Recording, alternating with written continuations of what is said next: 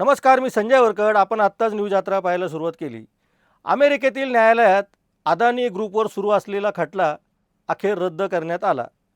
न्यायालयाने हा खटला रद्द केल्यामुळे याची किंमत आता केवळ अदानी उद्योग समूहाला किंवा गौतम अदानी यांना चुकवावी लागेल की देशाला, याविषयी आपल्याकडं नव्या वादाला तोंड फुटेल हे नक्की.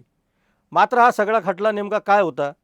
या खटल्यामध्ये अमेरिकन न्यायालयाने खटला रद्द करताना नेमकं काय म्हटलं आणि पंतप्रधान नरेंद्र मोदी यांचा यामध्ये कितपत सहभाग होता, याविषयी आपल्याला चर्चा करायची आहे.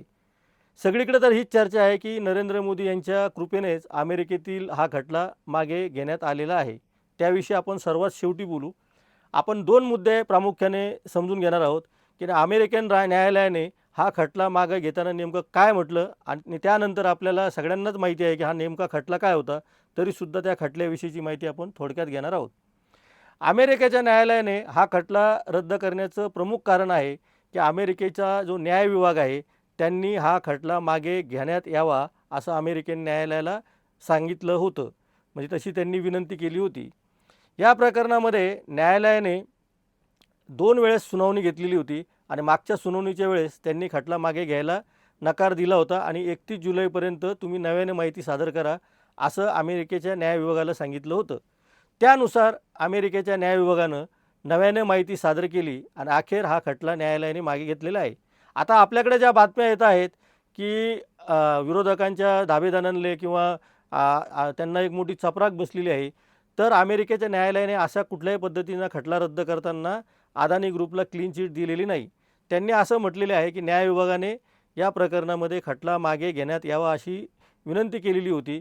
त्यामुळं त्यांच्यावरील आरोप जे योग्य आहे की अयोग्य याविषयी भाष्य न करता हा खटला आम्ही रद्द करत आहोत. दुसरा सर्वात महत्त्वाचा मुद्दा अमेरिकन न्यायालयाने मांडलेला आहे तो हा आहे की अमेरिकेच्या न्याय विभागाने हा खटला मागे घेण्यासंदर्भामध्ये ज्या काही गोष्टी आम्हाला सांगितल्या त्याच्याशी हे न्यायालय सहमत आहे असा त्याचा अर्थ होत नाही. हे वाक्य तुम्ही लक्षात घ्या की अमेरिकेच्या न्यायालयाचं म्हणणं असं आहे की न्याय विभागाने ज्या कारणासाठी हा खटला मागे घेतलेला आहे त्या कारणासाठी जरी खटला रद्द केला जात असला तरी त्या कारणांशी अमेरिकेचं न्यायालय हे सहमत नाही अशी त्यांनी टिप्पणी केलेली आहे. त्यामुळे कानावरून गोळी गेल्यासारखं हे प्रकरण आहे आणि अमेरिकेच्या एकूणच न्यायव्यवस्थेमध्ये असं पहिल्यांदाच घडलेलं आहे अशी सुद्धा चर्चा आहे. आपण आता हा खटला नेमका काय आहे हे समजून घेऊयात. अदानी ग्रुपच्या या सगळ्या व्यवहारामध्ये 2020 ते 2024च्या दरम्यान हे सगळं प्रकरण उजेडात येत राहिलं आणि मध्ये न्यायालयामध्ये वेगळ्या पद्धतीनं माहिती 2024पर्यंत तिथल्या न्याय विभागाने सादर केलेली आहे. प्रकरण असं आहे की सिक्युरिटीज फसवणुकीचा हा फ्रॉड आहे असं तिथल्या न्याय विभागाचं म्हणणं आहे. दुसऱ्या बाजूला वायर फसवणुकीचा हा कट आहे आणि तिसऱ्या बाजूला 16 गुंतवणूकदारांना चुकीची माहिती देऊन त्यांची फसवणूक केल्याचं हे प्रकरण आहे. त्यामुळं या 3 प्रकरणामध्ये अदानी समूहावर हा खटला चालवला जात होता. साधारणपणे त्यामधले जे मुख्य आरोप आहे त्यामध्ये भारतीय सरकारी अधिकाऱ्यांना 2100 कोटी म्हणजे भारतीय चलनामधून 2100 कोटी आणि अमेरिकन डॉलरमध्ये $250 असे $250 मिलियन असे त्यांना लाच दिलेली आहे गौतम अदानी समूहाने. हा एक प्रमुख आरोप करण्यात आला होता.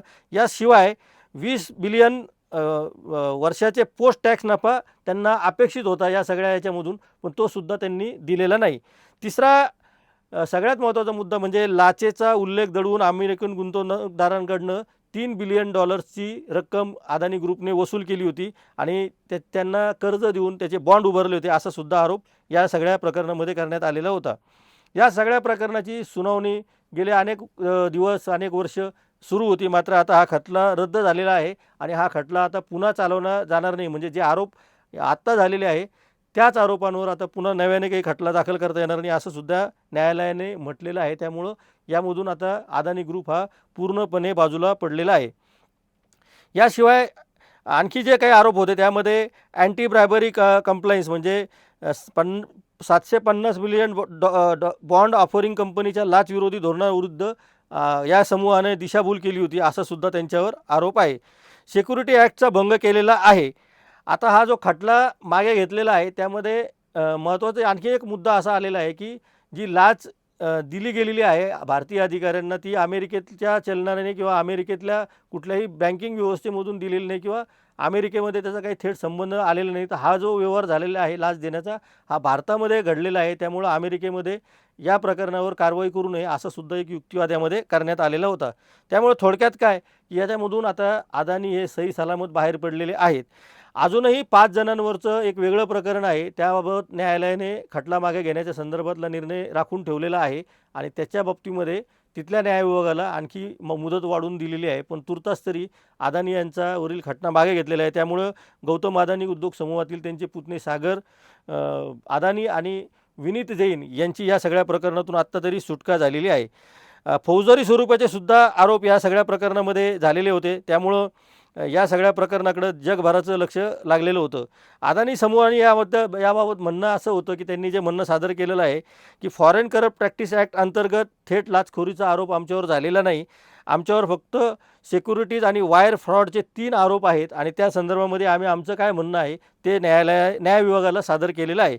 सध्या हा खटला मागे घेतल्यामुळं आता पुन्हा एकदा चर्चेला विषय आलेला आहे, की नरेंद्र मोदींनी या सगळ्या प्रकरणामध्ये महत्त्वाची भूमिका बजावलेली आहे का? अर्थातच विरोधी पक्ष या प्रकरणावर अजून बोललेले नाही, पण ते नक्कीच बोलतील. माध्यमांमध्ये ज्या बातम्या येत आहेत, की विरोधकांचे तोंड बंद झालेले आहे अमेरिकेने खटला मागे घेतल्यामुळे. पण या सगळ्या प्रकरणावर विरोधक त्यांची बाजू मांडल्याशिवाय राहणार नाही आणि अदानींना नरेंद्र मोदींनी कशा पद्धतीने या सगळ्या प्रकरणातून बाहेर काढलं याविषयी सुद्धा चर्चा होऊ शकते. अर्थात हा आर्थिक देवाणघेवाणीशी संबंधित विषय असल्यामुळे आणि थेट गुंतवणुकीवर परिणाम करणारा विषय असल्यामुळे दोन देशातील ह्या सगळ्या निर्णयामध्ये पंतप्रधान नरेंद्र मोदी आणि अमेरिकेचे राष्ट्राध्यक्ष डोनाल्ड ट्रम्प यांच्यामध्ये काय संवाद झाला किंवा काय डील झालेलं आहे हे आता येत्या काळामध्ये समोर येईल. ते देशाच्या फायद्याचं होतं की गौतम अदानीच्याच फायद्याचं होतं हे सुद्धा आपल्या लक्षात येणार आहे. या सगळ्या प्रकरणामध्ये आणखीनही पुढे काही घडामोडी घडणार आहे. विशेषतः ज्या 5 जणांवरचा खटला अजूनही अमेरिकेने मागे घेतलेला नाही त्याही बाबतीतला निर्णय येणार आहे. आपण त्या सगळ्या प्रकरणावर लक्ष ठेवून राहणार आहोत. त्यामुळे आपण पाहत राहा न्यूज यात्रा. हे आहे आपलं चॅनल.